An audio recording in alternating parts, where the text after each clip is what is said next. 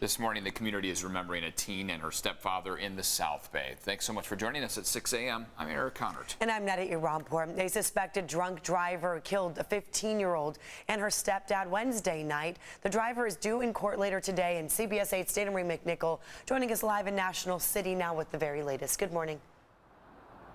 Good morning, Eric and Netta. That driver sits in jail this morning while the community remembers the 15-year-old and the 39-year-old stepfather. Now, a beautiful memorial has formed right behind me. You can see this morning a woman is praying in front of it, remembering both of them. Candles, photos, a teddy bear, a beautiful cross is shown at the area where this accident happened. And we have a little bit more detail on exactly how it went down. So the 15-year-old girl and that stepfather were heading home on East Plaza Boulevard Wednesday night around 10 when 43-year-old Taishi Baltes was driving when they hit them with her Toyota Prius. The girl died at the scene. Her stepfather was taken to the hospital where he later died. Now, Balti was booked into Las Colinas Women's Jail in Santee, where she was being held on $500,000 bail pending an arraignment. It's scheduled for this afternoon at 1:30 p.m. in the South Bay Courthouse in Chula Vista. Currently, Balti sits behind bars today facing charges of DUI and gross vehicular manslaughter. Now back out here live, again, you can see the exact place where this accident happened. Cars coming down this road at a very high speed. It looks to me around 40 to 50 miles per hour. And when we were here early this morning, it was very, very dark. Again, that accident happened around 10 o'clock Wednesday night. That driver is suspected to be under the influence. Her arraignment scheduled for 1:30 this afternoon while community members come out here and remember them at their memorial. I'm Dana Marie McNichol coming to you live from National City. All right, Dana Marie, thank you. Now this morning, Congress poised to pass its most far-reaching gun control legislation in decades. Today, the House expected to vote on the bipartisan Safer Communities Act after it was passed by the Senate. So this legislation now expands background checks. This would be for people under the age of 21.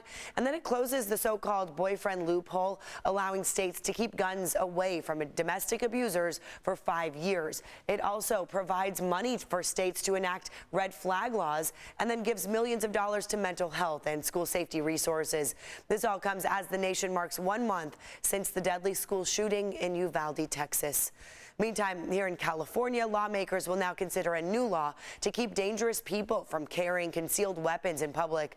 This comes after the Supreme Court struck down a New York gun law that requires people seeking a license to carry a gun outside of the home to prove a special need for self-defense. California is among a half-dozen states with a similar requirement.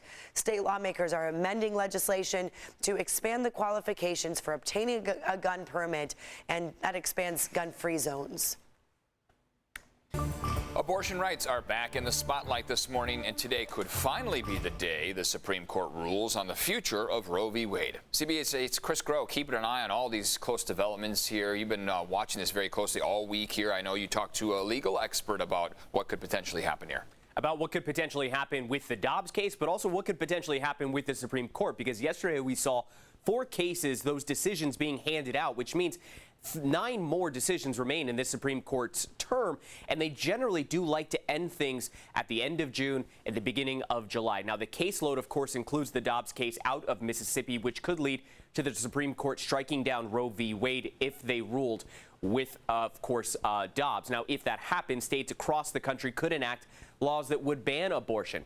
There are about a dozen states already with what are called trigger laws in place, and if and when Roe v. Wade is struck down, they would immediately ban abortion. According to a study by UC San Francisco, that means about 202 clinics in those states would be forced to close. A leaked draft opinion, of course, reported by Politico, showed that the High Court plans to overturn Roe v. Wade.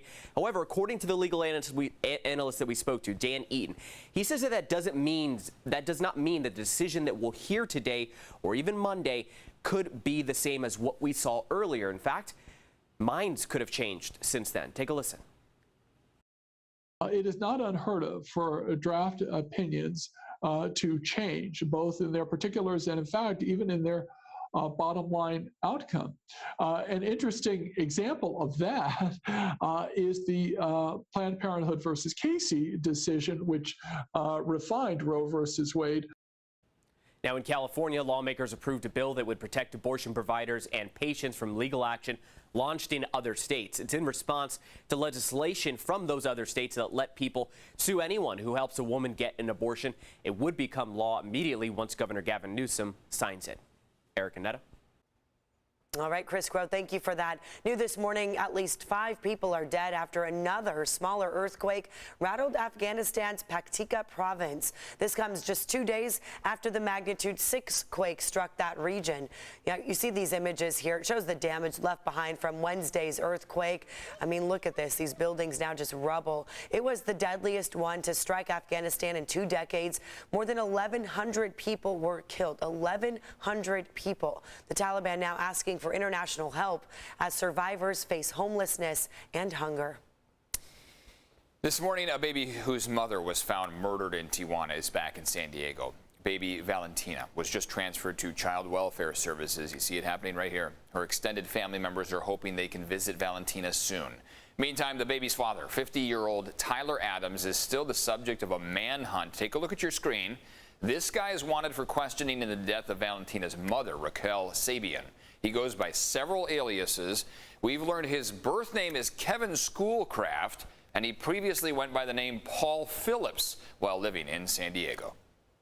Now your water rates, they're going up due to inflation. The San Diego County Water Authority just voted to increase rates 3.7%. That's for untreated water, and then 5.2% for treated water in 2023. So by next year. Now officials are blaming several factors, including the historically high inflation. However, they do plan to offset rate increases with money from what's called the Rate Stabilization Fund. This morning, our solar system, boy, it put on quite a show out in the sky. You and Evan were out there with your app looking at all the planets. Yeah, it was amazing. So take a look at this picture right here. So what you're seeing is about an hour ago, 5 planets visible to the naked eye. Thank you to Jenny sending us these photos from La Mesa. And you can see Mercury, Venus, Mars, Jupiter, Saturn, even the moon, all aligned in one line at 5 o'clock this morning. It's the first time it's happened in 18 years, and it won't happen again until the year 2040. So we have some more photos. Thank you to everybody who's been showing these off. It's always really cool to see. This is what it looked like across the country. So it's, clear skies obviously were key to be able to see this, but you see the waning crescent moon, and usually Venus, Mercury might be bright enough, but then to have them all lined up together, super cool. That's a pretty good one. Yeah. So yeah, it's for stargazers geeking out a little bit this morning. It's pretty amazing. Starting your weekend off in alignment. Now, the chances of it ending in alignment are probably not good. By Sunday, As it came to me, I'm like focused in on this TV monitor right to me. I'm like, oh, hey guys. Beautiful pictures, but yeah, it's a fascinating sight. You also had to be up an hour ago to see most of it because now that sun is starting to beam through. Countywide, we're starting off with a beautiful morning. Temperatures are very, very mild. We're mostly in the 60s out there. We've got some clouds that are building right off the coast, but you can see how it's not affecting the majority of us. There are a couple spots as you head toward the North County coast, Oceanside, Carlsbad, for example, that are picking up on partial clouds, but beyond that, we're doing all right out there. Afternoon highs are going to be in the 70s along the coast. Some models push us all the way up to 80 for areas like Carlsbad, Oceanside, even downtown San Diego.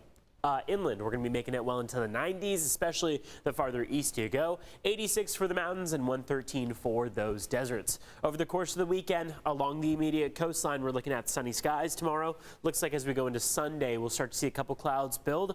The return of monsoonal moisture in the forecast for Sunday into Monday. Monday's the best opportunity for us to see those high humidity values, and likely we will see around that time frame also the potential for some thunderstorms over the mountains. So watch out for that on Monday. that's also when these temperatures are going to start to cool. So while you look at this and see 70s for the coast, remember, we're going to stay in the 90s and in fact build well into the 90s for Saturday and for Sunday out there. Live look outside from San Miguel. That sunrise was at 5:42 just over a half hour ago. It is beautiful outside right now. Sunset is at 8 p.m. so we have a decent amount of day length to go, about 14 hours or so before we'll see that sunset. It's going to be a beautiful, beautiful, warm, dry Friday out there. Let's take a look at what's going on in traffic this morning. So far, things have been very mellow on the roads. When we look at the big picture out here, we have nothing to mention. Want to zoom in specifically at a spot where a crash was previously causing some congestion. This was on the Coronado Bridge eastbound going toward downtown. You can see how there's a little bit of yellow and orange around that area, meaning speeds are still in the about 20-mile-per-hour range, slowing down, but it looks like now that crash is cleared, we're back to smooth sailing on the Coronado Bridge. Also want to let you know about the 5 northbound at the Hawthorne Street exit. Saturday night from 11 p.m. to 5 a.m. we're going to see a closure.